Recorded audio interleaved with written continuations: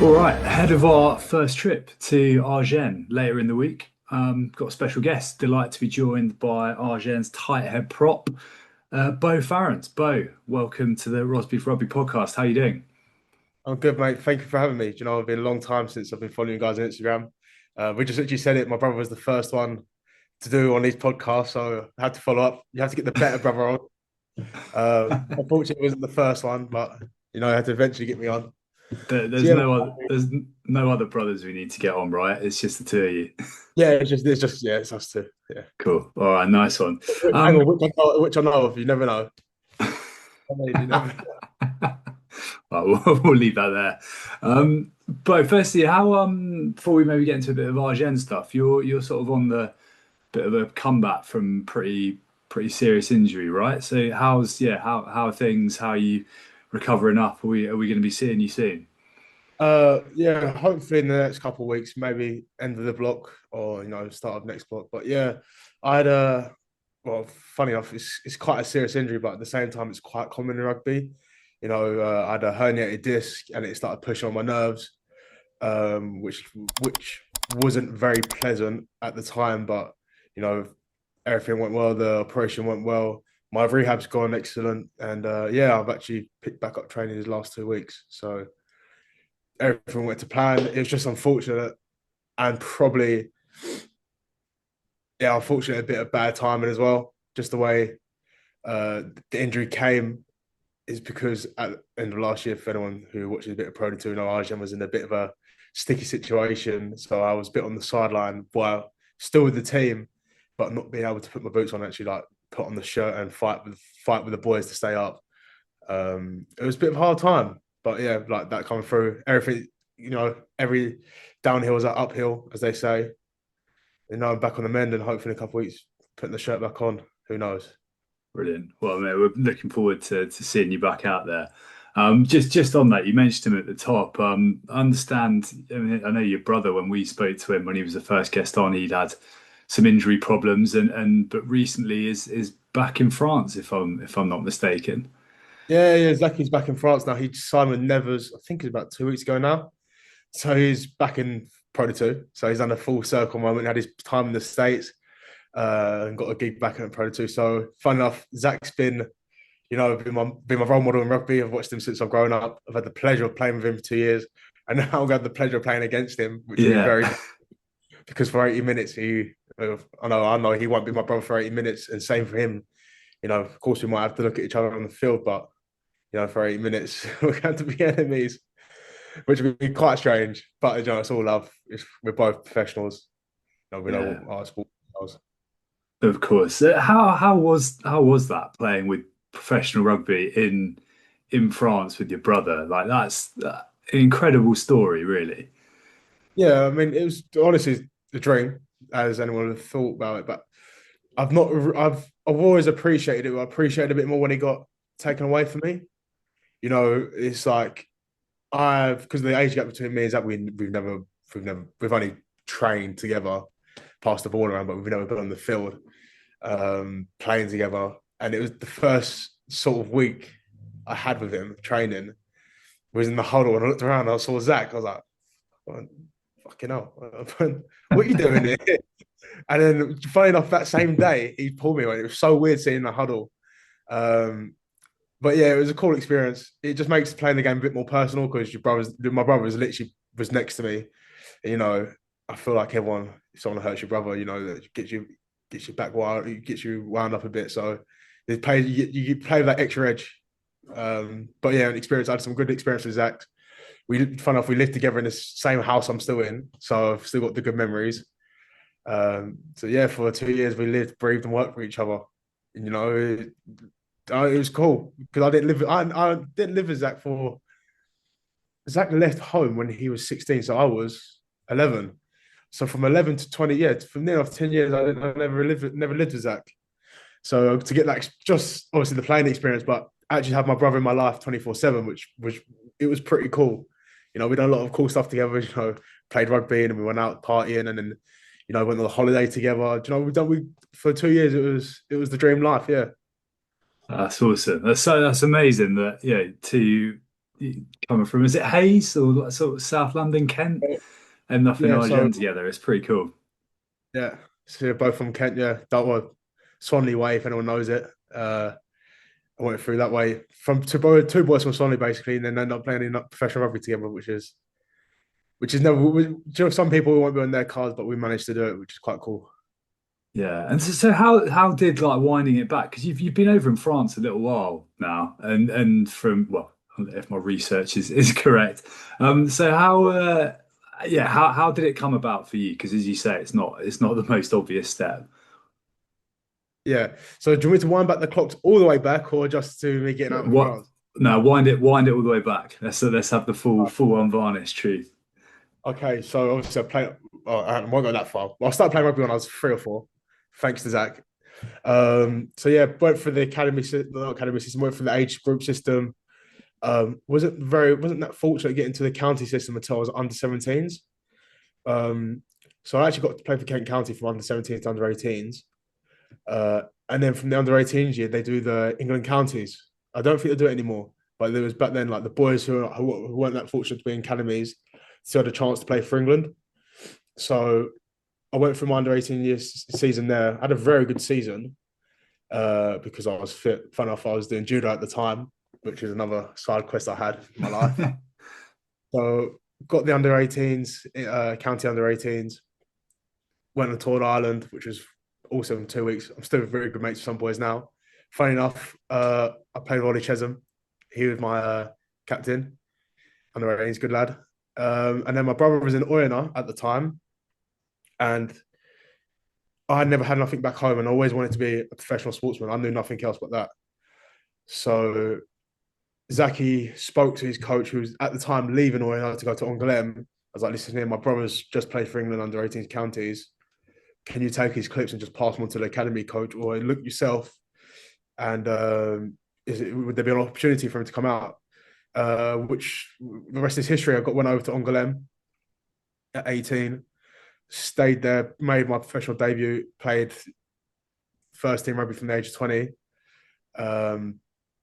Yeah, so I was there from 18 to 21, and then had a little stint over in Tarbes for 6 months. And then Zach was in Agen at this point, and they had an injury, had a couple of injuries at tighthead, and Zach just went to the coach, listen, he might not be in the same league as us, but he's got a lot of potential and I can back him. So I got here on Zach's word. Obviously had to back up myself by a trial in Agen. The trial was only meant to be, the contract was meant to be for 3 months.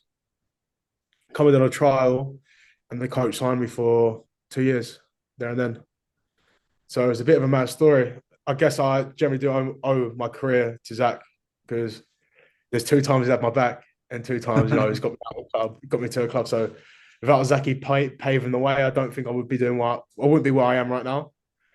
So I owe quite a bit to Zach in that Yeah, situation. amazing. And were you part or were you around the time at Angoulême when you first started there? Was that when they were third tier national? Was that around when they got promoted, or was that a bit No, so before that? my first year was Pro 2. My Okay. second year, we got relegated. Oh, the year Okay. after. So I'm new, and that was my first ever year with the first team. I was with the first team 24/7 then, and that was pretty dark. And then my third year was when we got promoted back up to national, and that's when I started. That's my third year is when I started playing games. My first game with the first team was Bayonne and Bayonne, so Wow. that was a pretty cool experience. And then my second game, funny enough, was Agen in at Angoulême. Amazing. Funny how these things work out. That's Yeah, incredible. no, it is. And you mentioned as well you spent a little bit of time at Tarbes, which is also like a pretty like going back many a year, like pretty proud club, as I guess kind of Agen is now, maybe not quite the same stature, but having been a few of the guys we've had on have sort of alluded to maybe when they played at National or like the lower echelons of Pro D2, maybe there's a few characters, a few interesting things that you see, particularly coming over as an Englishman. Is there anything that sort of sticks in the memory of sort of tall France tales that you're thinking like what was that about? What, in Tarbes or just in general? Well, just in general, but There's a lot of. No, the French have got their way. I'll put it that way. Um, But like especially in that third division, you get some. I think if you look at it now, there's some, international boys who playing international rugby go down to the third league. Yeah. Like, especially if you look at that Nice team right now, it's pretty stacked. Yeah. When I was at Tarbes, I actually played with a guy called Alofa. Played at Yeah. Quins for years. I think he played at Quins for many years actually. Played at Bayonne, class player. Um, so yeah, like in that low, especially like people don't really understand how deep rugby goes in France. They've got three professional leagues out here. Like national one's completely professional. Boys might not be getting paid a lot of money, but there's boys who finish top 14 and still want to play. They just shut down to that national team, and it's a very competitive league. Yeah. Yeah. We went to our first game. We went to see Perigou play Yeah, last year. Um and yeah, like it was pretty pretty serious fare yeah, considering, as you say, like it was our first time we'd really ever seen it like driving rain. And they had a few English guys actually. They had like Max Green and yeah. Greeny, Nahum Merrigan were playing. Zachy knows Greeny quite well. They played together at Jersey for a bit. I Ah, met Greeny, nice. Greeny once. He's a good lad. I'm funny off Perigo. I know the number 8, Afaramosa. He played in Agen for a bit. I think Okay. he's got a couple. He's played for Samoa for a couple of times. So like, it's a very stacked league considering boys Yeah. who've got caps and stuff. Yeah. Amazing. I suppose like so bringing it up to now, obviously you haven't been involved just yet because of injury, but fingers crossed not too far away. It's been a brilliant start to the season for Agen. Like mentioned it at the top, you were injured at a time when they were struggling. It was frustrating, but obviously early stuff, but away win, three wins. They showed on they've been streaming the Thursday night games on YouTube, and we watched the game against Grenoble and thought Agen looked superb. So I'm guessing things are feeling slightly more optimistic than perhaps a few months ago. Yeah, I mean, I don't know if you might have seen it in the news. What happened at the end of last year? Um, what really happened at the club? We had quite a big, us as the boys, we took quite a big responsibility, and we made kind of a. I don't know if you've seen it or not. The coach ended up moving on. Um, Yeah, but yeah, like we had a new head coach, Mauricio, who was the head coach of Province, and he's had he quite a positive impact on the team he and the and way he he manages and stuff. previously he He's previously quite coached a Agen, right? Yeah, he coached Agen. Oh, how many years ago now? I don't know how many years ago, but yeah, he was a coach. He coached at Agen for about 3 4 years. So yeah, he's known to the club, and so far, like you said, we've had a good sort of first block, and yeah, we'll see how it goes. See how we continue. And what was it? I mean, obviously, I'm not expecting you to to fully spill the beans here, but like you're saying at the end of last year, there was like I don't know what the right word is, but there's clearly significant player involvement. Like, how did that, as far as you can tell us, like how does that pan out? Um, how can I put this? Might need some time. Might need some time to think about how I can word Yeah, this. It just it's the is put it this way. It's what us as professional rugby players want out of a team, and okay, when we feel like we can't, we're not reaching it as a maximum as a team. Then, like, obviously, there's a lot of discussion goes on behind closed doors between boys, between coaches, and as a whole, as a team, as a unit. yeah, Um, because like in France, you're not just playing for a team; you're playing for a city. yeah, Like, enough, Argen's one of them towns which is rugby's rugby's Argen, Argen is rugby. They love it here. So yeah, sometimes, but for example, it's kind of when you was on a bit of a bad streak last year, it's kind of hard walking out your house and going to the shops. yeah, Um, you feel like you got lasers in the back of your head all the time, so you just kind of go in, get out. You don't really want to go out much in town because you don't want people to see you. So yeah, it was a bit of a dark place. So it was I don't know how much you know about it. Tell me what you know about it, and then I can kind of judge off it.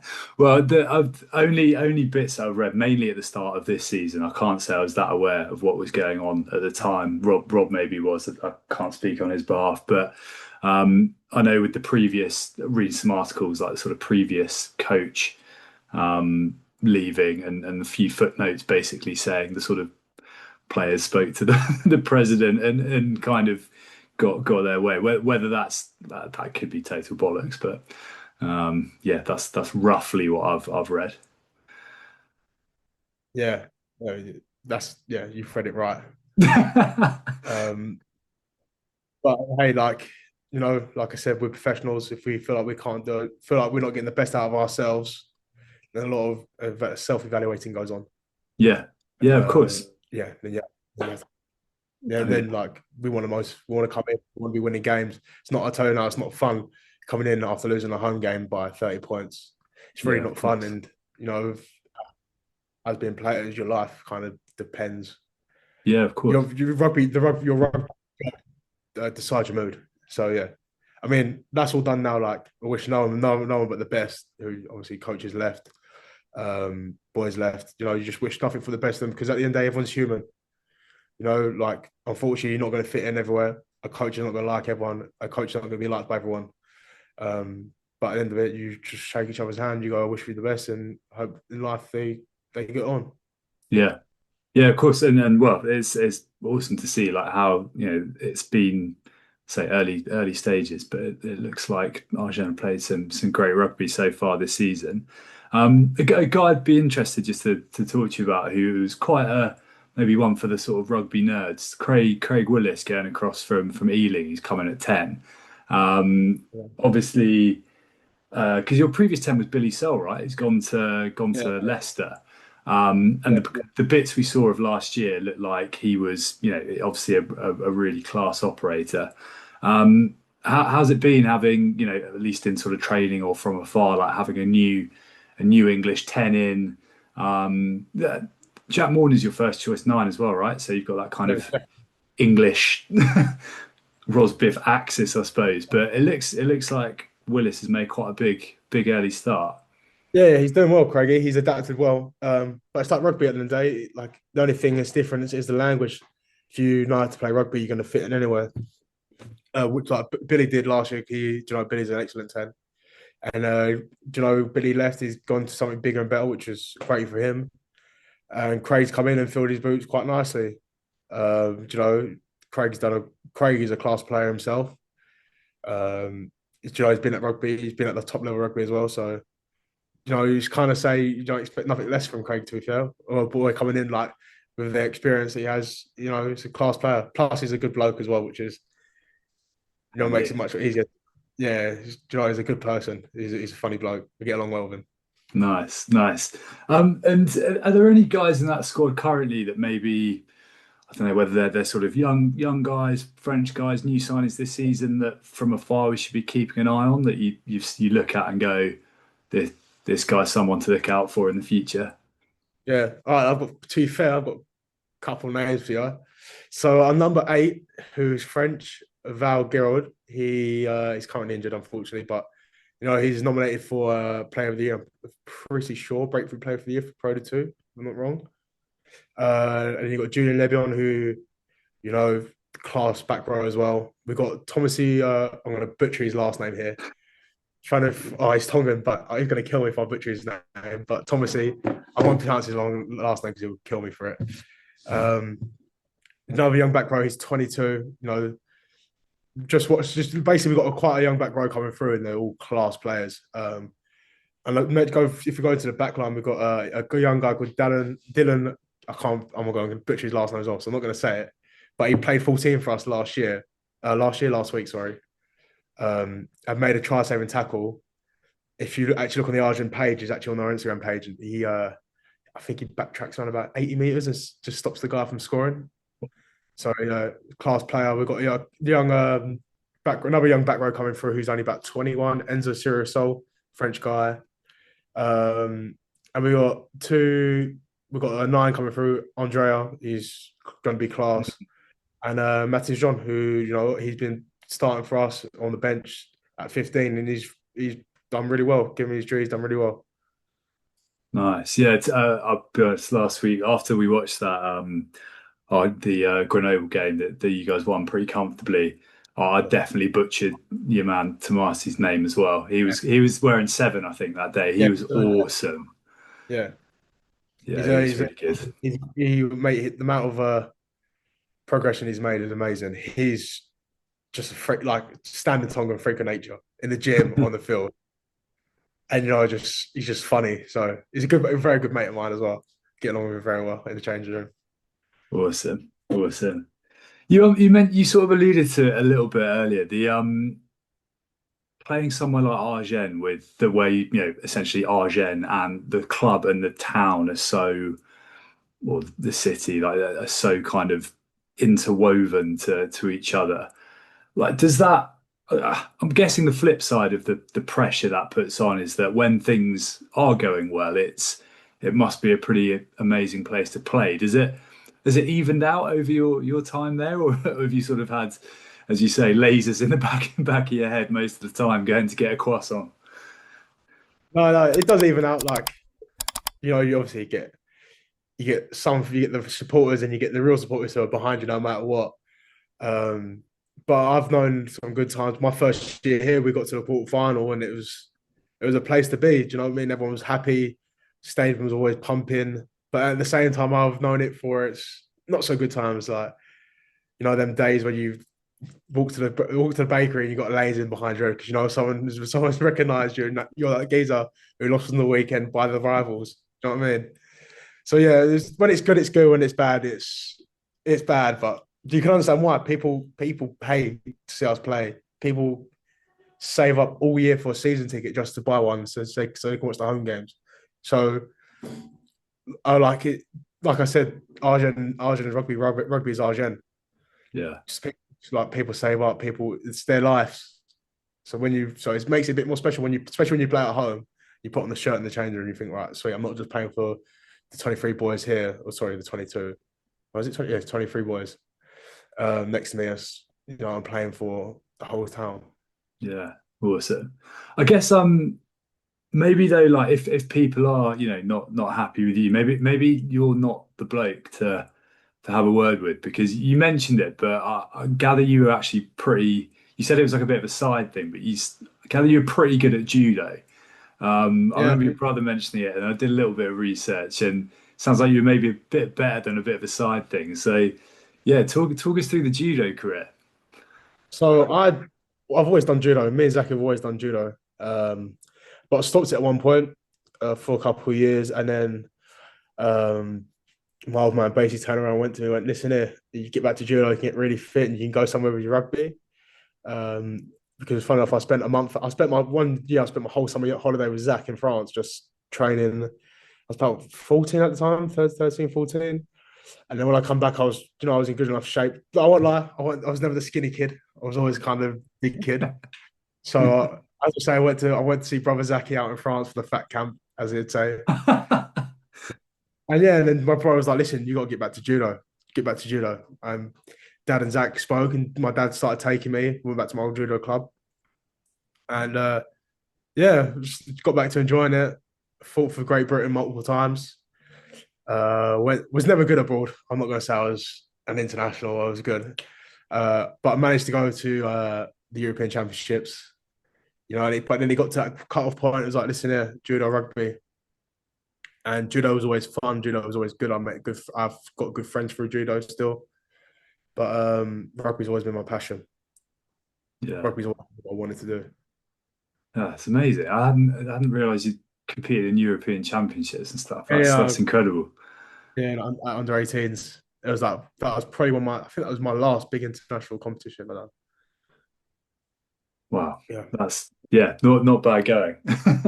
Um, and I guess before we like wrap things up, so like we're always getting wind of a few sort of goings on and stuff. Right? Are there any, like, I don't know, the sort of 4 or 5 seasons, or maybe a little bit more that you've been out there now? Are there any kind of particular moments that stick long in the memory at the clubs you played for. Ideally, not like judo throwing someone and who's eyeing you up in the bakery, but yeah.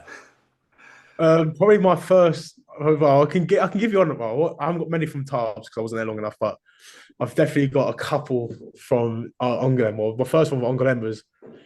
Oh, I can stop. Sorry, that's my little wake up. um, it was probably my first taste of first team rugby and the social side. Being a young boy, I had to do initiation like everyone does. But yeah, like in Angoulême, I've 20-year-old baby faced, with a couple big names in rugby, were big names in rugby at the time. And yeah, getting paired up with some of them. We had to do like a course around town, disguised as we got dropped off. Basically, it was a stop. Like we had to get stops to go to different places, to meet different players. Like it was a course, This is in like a Angoulême. yeah, an Angoulême, like an orientation course. But we have to get stopped Okay. by it's cool because you meet supporters along the way who help you out. So yeah, I was dressed up. I got pulled out my teammate, and we got pulled out as Smurfs.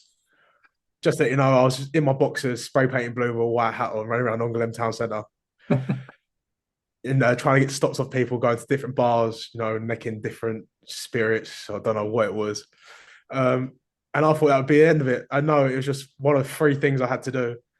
So then I ended up to the training where we trained, and we had to do like a little obstacle course, and then the best thing I probably saw was was the show at the end. Some boys really go out in them shows, and it was, I've got some very funny memories from them nights. Because I was lucky enough to do two of them. One of them I participated in, and the other one I was a spectator because don't need to do it twice. Yeah, So nice. okay, I guess that's one from Angoulême, and obviously from Angoulême as well. Just how much the French can party. Like we won the under 21, so the Spire system, we won the Championship of France in the second division, which promoted us to the top academy system. And then the same year, like a week later, the first team obviously got promoted to Pro D2. But we played our final the same day the first team played their semi-final. So we both got back into town together at the same time. It was just like a massive party. Like the first team's back in Pro D2. We've just been promoted to the top league for the under 21 system. So like we've got some really good memories, some good mates. Fun enough, I've never seen it. I never knew it existed, but there's a reason they didn't win it. It's because they was all drinking for a week straight and went to play the game with no training. So, I mean, the boys don't really care about winning the final because they already completed the main objective, was to get back in Pro D2. So, yeah, some good memories there. I had some good times. And then Agen, I've got countless ones in Agen, to be fair. I was lucky enough because when I first come, I had a very good foreigner group. I had a Sarries legend, Baz Barrington. Yeah. Very, very funny character. Oh, I could talk about Baz for hours. We had like a couple of boys. We had Harry Sloan, who played a bit in Prem. I think Harry, I need to put more respect on his name. He played quite a bit in Prem, Harry. Joe Maximieux as well, good lad. And it's just that there's too many memories in Argentina to say I can't really pick one out. Just a good time. Just a good time being had. I've just been a good time here. Like we've had some memories. Like we went and watched we had a group of us. The foreign boys went to Bordeaux, which is obviously not too far, to watch rugby together. It's just like creating memories that when you tell your kids when you finish your career. That's the main thing. I think there's no, like, especially with rugby, there's nothing that really stands out. Actually, that's a lie. Something does stand out, actually. It's recently. So I've pre-season, you know what pre-season's like. Everyone does their own thing. There's a lot of running. There's a lot of stuff. There's one thing that's guaranteed, though, is a camp. You always will do a week away together. So we've been on this camp. Obviously, I can't participate in it, just have my neck done. The standard stuff goes on. We have 2 days of training. We have a little team social. Boys turn up training the next day a bit drunk, but it's like a little sweat out. And we knew there was an army camp coming up, but we didn't know how it was going to be. So we finished this camp, funny enough, in Tarbes. We finished our camp in Tarbes. We've jumped on the bus. Prior to this bus, like the bus back, we've been told to prepare 2 bags. 1 bag with nothing in it, and one bag with essentials that we might need. Me being me, I thought, okay, army camp. What we're gonna need? A sleeping bag. I'm gonna need a knife. I'm gonna need a spare set of clothes. I'm gonna need a head torch. So I packed my bag. We got to this army camp, which is in Agen. We've all been marched on. They're showing us around the base. Like, oh yeah, look, we've got a rugby team. Fun enough, I think, because in Agen they've got the rugby team, which brings all like the French Polynesian together. So if they go, boys come over from the French Polynesian islands, they've got a chance to play rugby, and like they've got their like rugby team in Agen as such. Yeah. So yes, we're looking around, and they start marching boys out one by one. Not, oh, sorry, about groups of six. Like, oh, getting groups of six, like, oh, sweet. Okay, because at the beginning, all the islanders got pulled off together and thought, oh, sweet, we have like a barbecue or something. They've been on about 20 minutes. Then we started getting put in groups of six and marched out. And I was one of the last groups to go. And then they'll be brought around to a corner into this room, like outside this massive building. So I could put your bags in there, but keep one bag, the empty bag with water bottle. You're going to need that. I was like, oh, sweet. So what passed from that moment on, the moment I put my bag for the kit was probably 48 hours of the worst, like of my life, the worst 48 hours of my life. I was tied up, bagged on, chucked into a dojo with Baby Shark playing non-stop. Turns out we've all been like kidnapped, tied up, chucked into this massive like dojo where they obviously do some combat training. Boys are pissing themselves laughing, like, what the fuck are we doing here? Like, what's going on? And then it was quite funny. It wasn't quite funny for me because I've just had my neck done. Do you know what I mean? Like, what am I doing? What am I doing on this? It's a bit rogue. Come on. I just had to embrace it. Anyway, 2 hours passed after getting chucked into this little dojo with like Baby Shark blasting out, and we get sent on an orientation thing. And what led there was 60 kilometers of hiking over 4 hours. Yeah, I've never experienced pain like it in my life. It went past the point of team building, just pure mental of trying to break your mental. There was savage. Absolute savage. So that's probably like the worst thing I've done in France, I reckon, is that incredible. Just I remember certainly one way to get over a neck injury. Oh yeah. I started at eight at night. I started walking, and I didn't stop walking till 8 in the morning. That was just the first night, and then we had like an hour's sleep, and incredible. And it was it like, and then it repeated for that for another day, and then lucky enough I had a week off in England, which was nice. Perfect, well deserved. That's heavy. I wasn't expecting it to go there. That's like.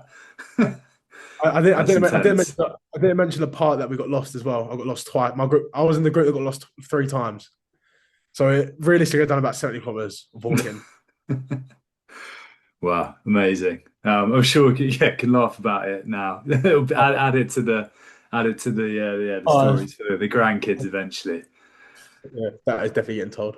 But we're pretty much at time, mate. But look, thank you so much for coming on. As I say, we're heading out on Thursday, so we always love to ask people whether they've got any sort of recommendations for bite to eat restaurants, bars, that kind of thing. Any top tips for Agen? Top tips for Agen. Depends what you're looking for. If you want all you can eat Chinese, I can tell you a good one.